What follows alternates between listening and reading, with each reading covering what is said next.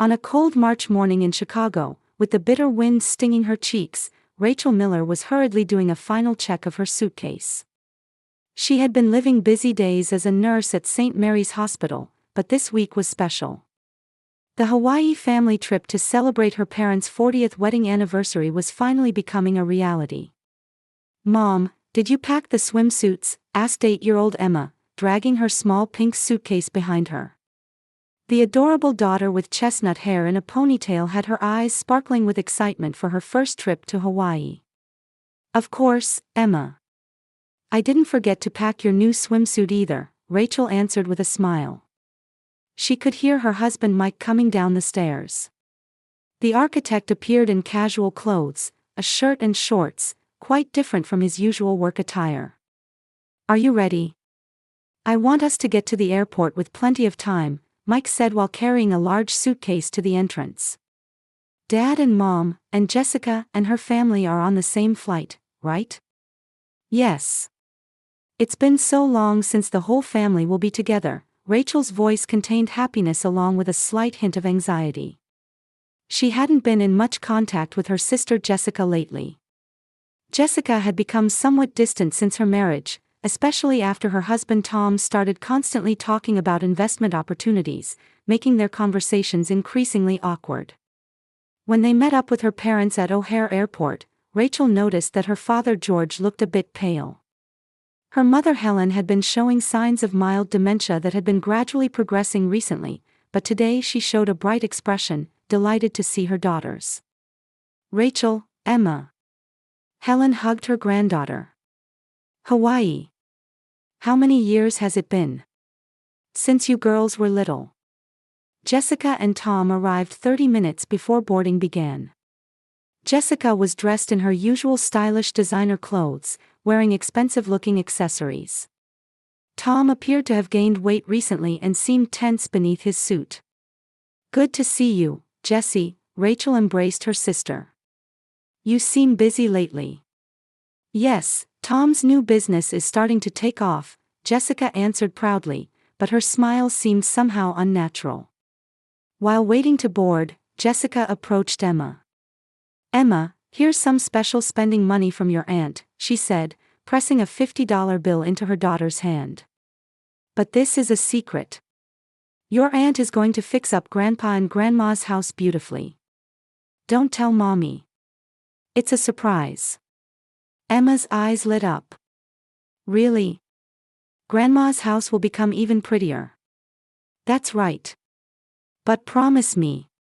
Don't tell Mommy under any circumstances." Jessica put her index finger to her lips. Innocent Emma nodded vigorously.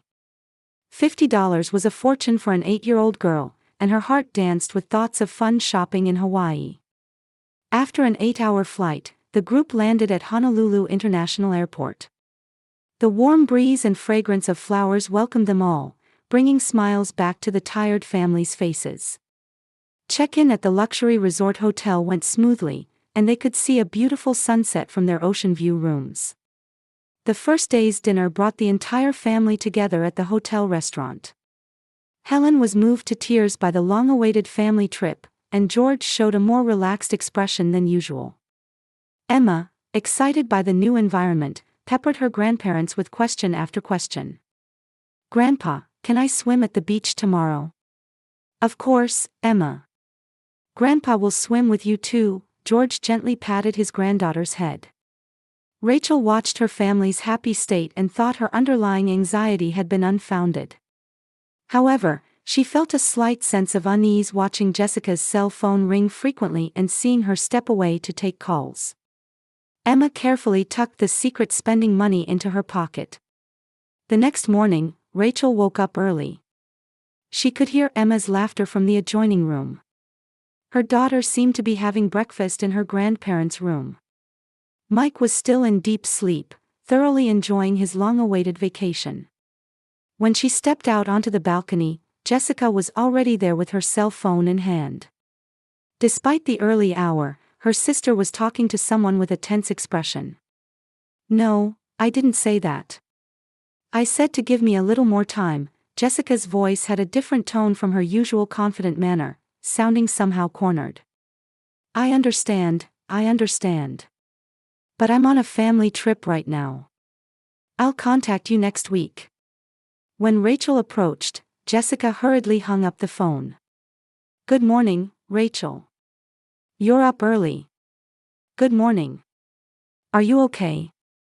You seem to be having a difficult conversation. Oh, this? It was a work call. Clients don't consider time differences. Jessica forced a laugh, but her smile was unnatural. Is Tom still sleeping? Yes, how about yours? Tom too. He seems tired lately. A hint of anxiety flickered in Jessica's eyes. After breakfast, the family headed to Waikiki Beach. Helen walked along the sandy shore, occasionally stopping to admire the beautiful scenery. However, there were times when she seemed confused, forgetting her current situation. Where are we? Helen suddenly asked her daughters. Hawaii, Mom. Our wedding anniversary trip, remember? George gently explained. Oh, that's right, Helen smiled, but a slight confusion remained in her expression. Emma took her grandmother's hand and began building a sand castle together. Grandma, this is our castle. Isn't it lovely? Very lovely, Emma. But it must have been hard work to build such a beautiful castle, Helen said, gazing at her granddaughter's creation. At that moment, Jessica's cell phone rang again. She stepped away from the family to answer it. Rachel couldn't hear what was said, but Jessica's expression grew increasingly stern. What's the problem? Jessica raised her voice to whoever was on the other end. Everything should be ready by now. Tom also seemed restless in his beach chair. Usually cheerful, today he was frequently checking his cell phone and occasionally sighing deeply. When Mike tried to talk to him, he often answered absent-mindedly.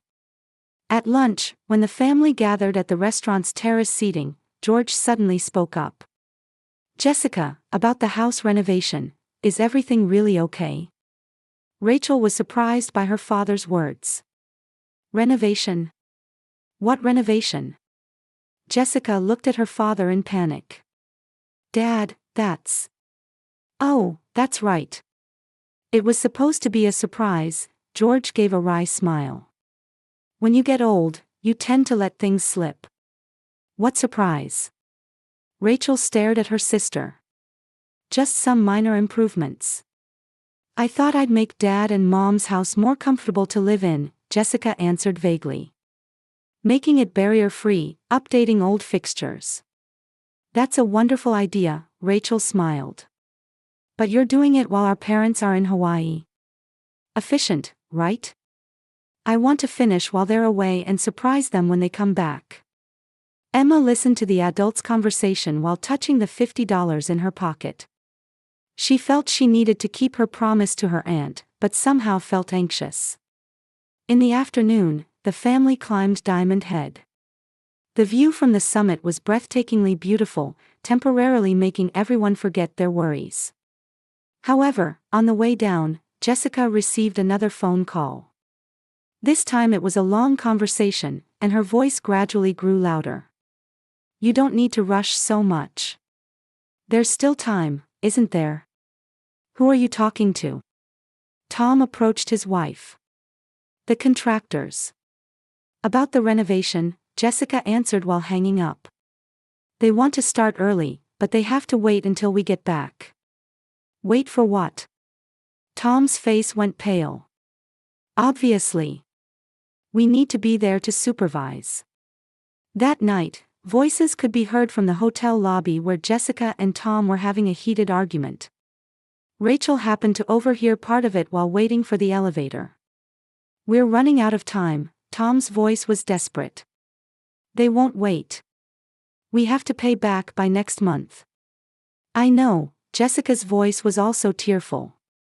But we're on a family trip right now. I don't want to worry our parents. $3 million, Jessica. $3 million. You said we could manage if we sold that house's land. Rachel was shocked. $3 million in debt. selling her parents' house's land. Was this the real nature of the renovation? The next day, a notification arrived on Emma's smartphone. Her daughter treasured the children's smartphone her grandparents had given her as a gift. The message was from their neighbor, Mrs. Chen. "Emma, are you doing well? By the way, there's a big truck at your grandmother's house. Is everything okay? Are they doing some construction work? I'll send you a photo." Emma opened the photo. It showed a huge demolition machine parked in front of her grandmother's house. The words, "Demolition Services," were clearly visible on the side of the machine. Emma's face went pale. This wasn't fixing, this was destroying. Had her aunt lied to her? Or was she misunderstanding something? The 8-year-old girl was confused. Should she keep her promise to her aunt, or tell mommy the truth? Should she stay silent when grandma's precious house was about to be destroyed? That night, even while the family was enjoying dinner, Emma couldn't get the photo out of her mind. When Helen said, "When I get home, I need to tend to the roses in the garden," Emma's heart was deeply disturbed. "Grandma, the roses are beautiful, aren't they?" Emma said in a small voice. "Yes, very beautiful. The garden is my treasure. The memories I've spent in that house are irreplaceable." Emma felt like crying. Her grandmother's treasured house might be in danger right now, and she couldn't do anything about it. In Emma's small chest, the weight of the secret grew heavier and heavier. On the 4th day of their Hawaii stay, the family was spending their final time at Waikiki Beach. They were scheduled to depart for home tomorrow evening, and everyone was treasuring their time in this paradise. Rachel was relaxing in a beach chair with her husband Mike, watching over her parents. George was resting in the shade due to feeling unwell, and Helen was playing on the sandy beach with her granddaughter Emma. The two were working together to build a large sand castle, and Helen's face showed the peaceful smile she hadn't displayed in a long time. "Emma, shall we make this tower part a little higher?" Helen suggested while carrying sand with a small bucket. "Yes, Grandma. But won't it collapse?" Emma asked worriedly. "It'll be fine. With a solid foundation, you can build towers as high as you want," Helen gently stroked her granddaughter's head. "Our house is the same way. The house that Grandpa and I built when we were young is built on a solid foundation of love, so it still protects us even now." Emma's heart ached. Every time she heard her grandmother's words, the photo Mrs. Chen had sent came to mind. The image of the demolition machine parked in front of her grandmother's precious house was burned into her eyelids and wouldn't leave. "Grandma," Emma called out in a small voice. "Is this house a treasure?" "Of course, Emma," Helen answered while gazing at the sand castle. "This house is very precious because we built it together. But the real treasure is the memories and love that went into building this house." "But what if this house gets destroyed?" Helen showed a slightly confused expression. "Destroyed? Why?" Emma quickly shook her head. "No, nothing. I was just thinking." "Emma, a house isn't just a building," Helen took her granddaughter's hand. "Home is where family is. But a house you've lived in for a long time holds special memories. Memories of when your mother and Aunt Jessica were little, Christmas morning memories, precious time spent with the whole family. Those things are treasures that money can't buy." Tears welled up in Emma's eyes. As she listened to her grandmother's words, she couldn't bear the weight of the secret she was carrying. Between keeping her promise to Aunt Jessica and protecting her grandmother's precious house, the 8-year-old girl's heart felt like it was being torn apart. "This house is a treasure. We must take good care of it," Helen murmured while gazing at the completed sand castle. Those words became the final trigger. Emma stood up and ran to her mother, who was resting in a beach chair. Rachel noticed her daughter's serious expression. "Emma, what's wrong?" Emma gripped her mother's hand tightly. Those small hands were trembling. "Mommy," Emma's voice shook with tears. "We have to go home now. Go home. But we're going home tomorrow. We still have today. Emma looked around. Jessica and Tom were a little distance away, making another phone call, and George was resting in the shade. Helen was still by the sand castle. Mommy, we have to go home now, Emma repeated. This time there was urgency in her voice. Emma, did something happen? Why so suddenly? Rachel placed her hand on her daughter's shoulder. Emma took out her smartphone from her pocket with trembling hands. She operated the screen to display the photo Mrs. Chen had sent. Then she held it out to her mother. This. The moment Rachel saw the screen, she completely froze. The photo showed a huge demolition machine parked in front of her parents' house. The words, Chicago Demolition Services, were clearly readable on the side of the orange machine. The machine's arm was already pointing toward the house, looking ready to begin work. When was this photo taken? Rachel's voice was shaking. Mrs. Chen sent it last night, Emma answered through her tears. At first I didn't really understand what the photo was, but after talking with Grandma today, I figured it out. Those people are planning to tear down Grandma's house. In Rachel's mind, all the events of the past few days suddenly connected. Jessica's frequent phone calls, Tom's abnormal behavior, her father's slip about renovation, and the conversation she'd accidentally overheard last night about $3 million in debt and selling the land. This wasn't renovation, this was demolition. Emma, do you know anything else? Did you hear anything? Emma explained through her tears. Aunt Jessica said she was going to fix up Grandpa and Grandma's house. She said it was a surprise, so I shouldn't tell Mommy. That's when she gave me this. Emma took out the $50 bill from her pocket with trembling hands. But when I saw the photo, I realized it wasn't about fixing, it was about tearing down. Did Aunt lie to me? Or am I misunderstanding something? Rachel hugged her daughter. Emma, you haven't done anything wrong. And I'm so glad you told me. Is Grandma's house really going to be torn down? Emma cried against her mother's chest. Even though Grandma treasures that house so much. She said it's full of memories. It's going to be okay, Emma. Mommy will take care of it, Rachel said while stroking her daughter's hair, but inside, fierce anger and anxiety were swirling. Rachel stood up and rushed to Mike. Mike, this is terrible. We need to go home immediately. What happened? Mike was surprised by his wife's urgent manner. Rachel showed her husband Emma's smartphone. Mike's face also went pale. When was this photo taken? Yesterday. Jessica and Tom are scheming something. They have $3 million in debt and they're trying to sell our parents' house's land. Wait, let me sort this out. Jessica is trying to demolish it and sell the land. While our parents are in Hawaii, Rachel's voice shook with anger. She even made Emma keep it secret. Mike held his head in his hands. Let me contact the airline right away. We might be able to change to tonight's flight. Rachel went to her parents. Helen was still by the sand castle, and George was resting in the shade. Dad, Mom, Rachel took a deep breath. We need to go home immediately. Why? George was surprised. There's an emergency at home, Rachel showed her parents the smartphone screen. George's face grew pale before their eyes. Helen couldn't understand the meaning of the photo at first, but seeing her husband's expression, she sensed something serious was happening. Is this our house? Helen's voice was trembling.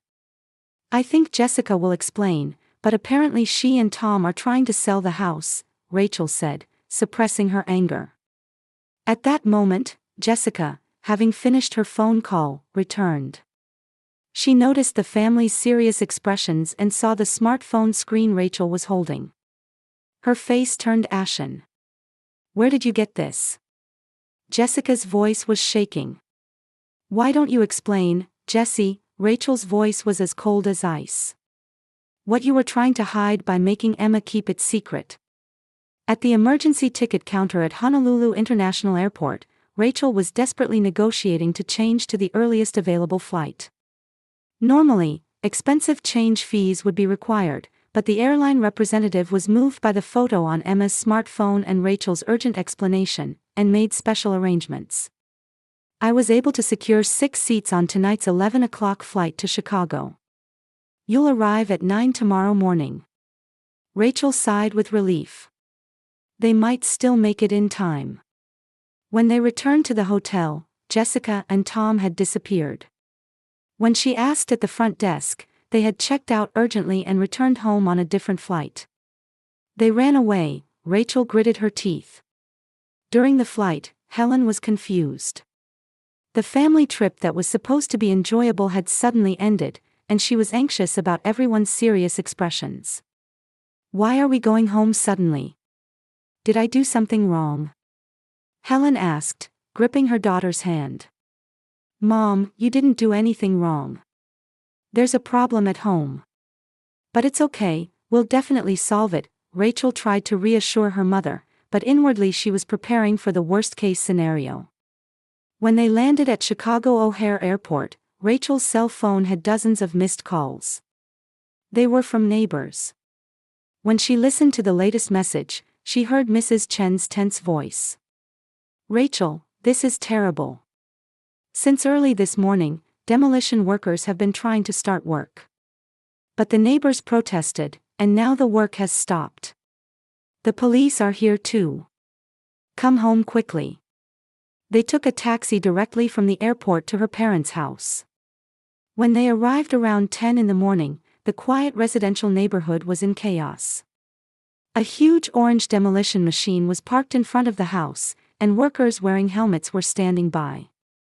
However, neighborhood residents had gathered in front of the house to protest, and 2 police officers were trying to sort out the situation. Rachel got the family out of the car and rushed to the police officers. I'm the daughter of this house. What's happening? You must be Ms. Miller. The demolition workers tried to start work, but neighbors protested asking, do you have permission from the residents, and work is currently stopped, the police officer explained. A demolition permit appears to have been submitted, but there are questions about the authenticity of the owner's signature.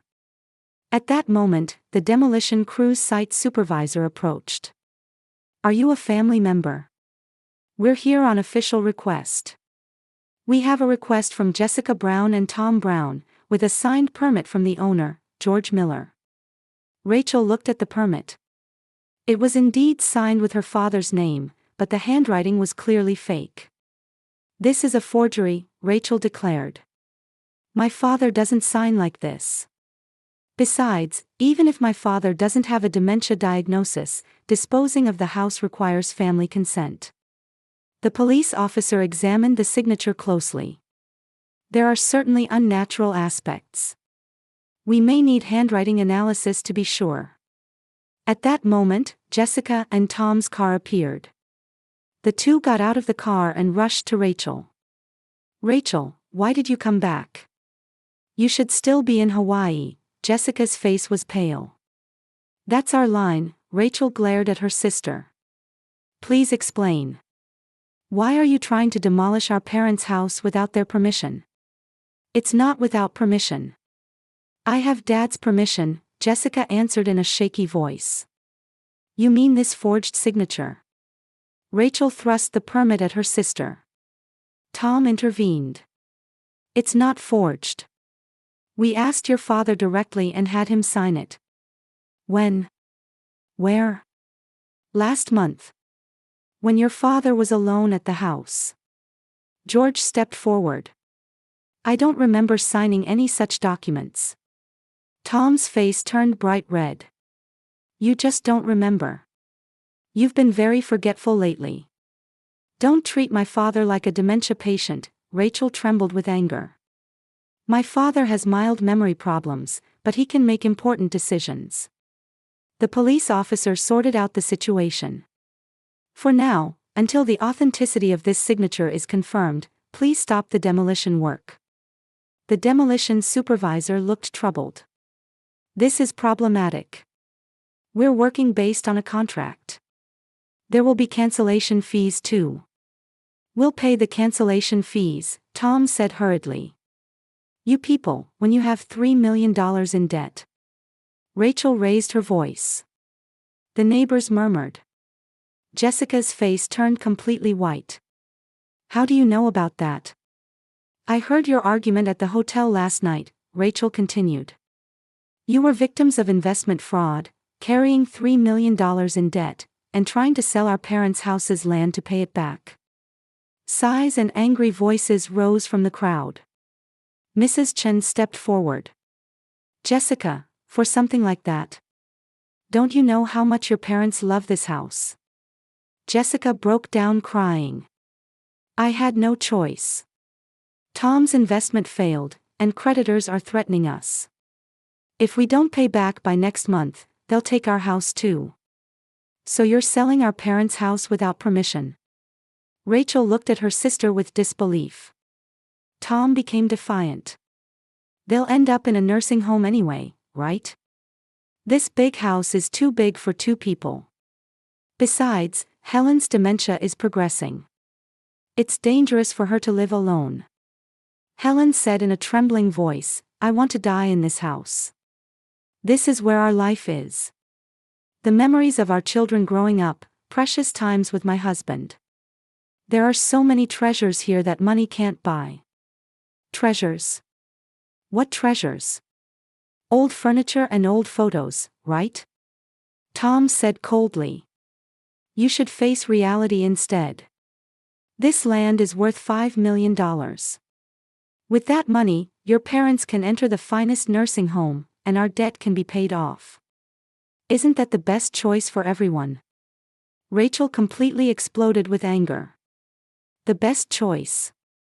Taking away what's most precious in life from our parents to pay your debt. The police officer intervened. Everyone, please calm down. For now, we'll conduct handwriting analysis of the signature. Demolition work is suspended until then. At that moment, another police officer arrived. There's a follow-up report on the signature. When we checked City Hall records, guardianship application documents were also submitted at the same time. These also have the same handwriting, designating Helen Miller as lacking judgment capacity and appointing Jessica Brown as guardian.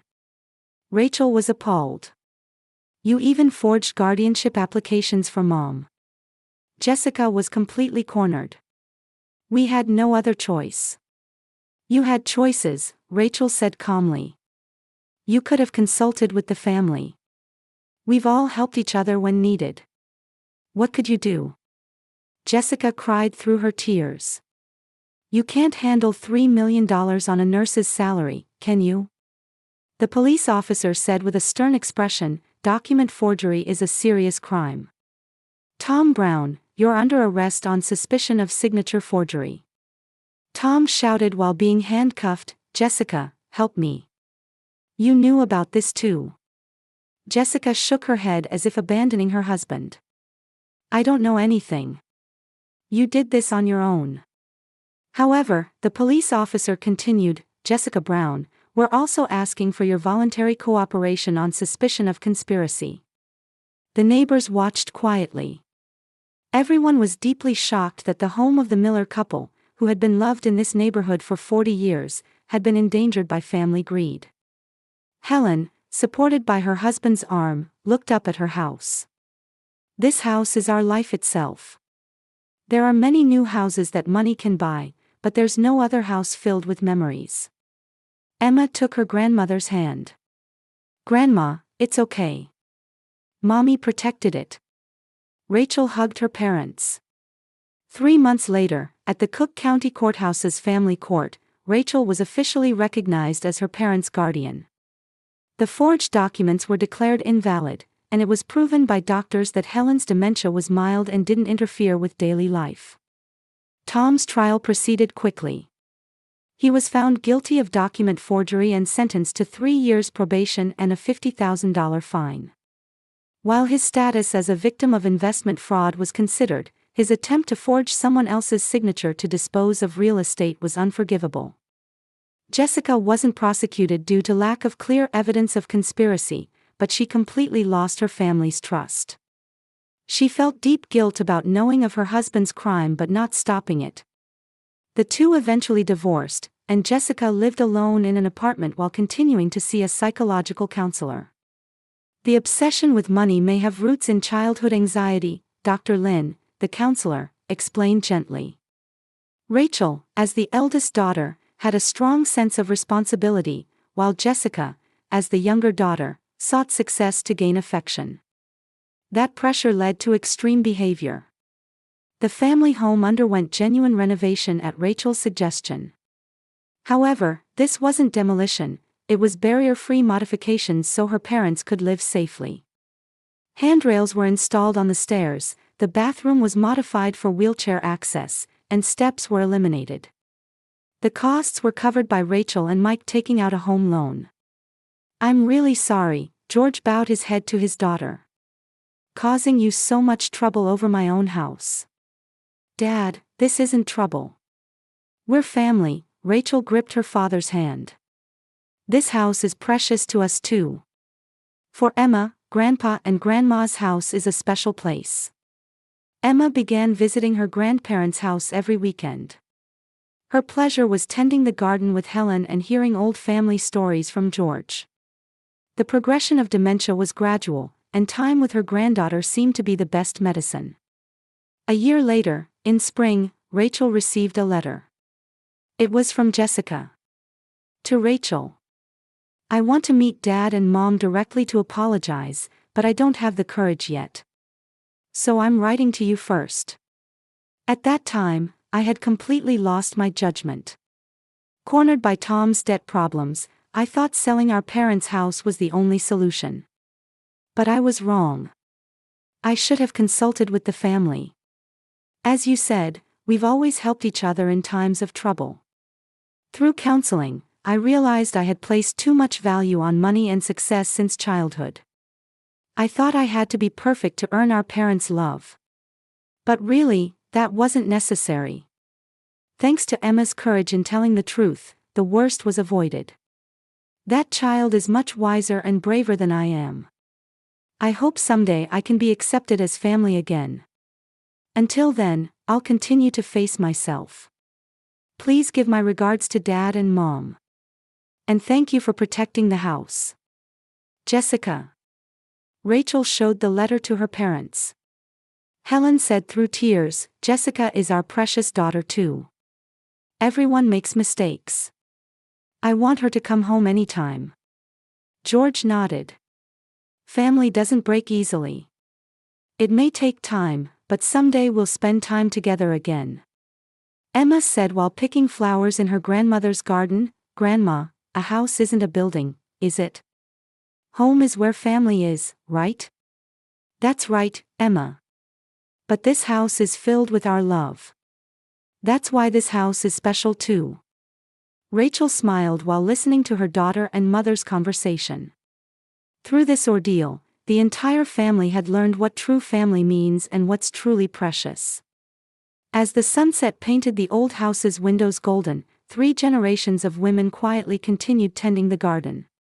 The family bond had been temporarily damaged, but they knew that with love, it could always be repaired.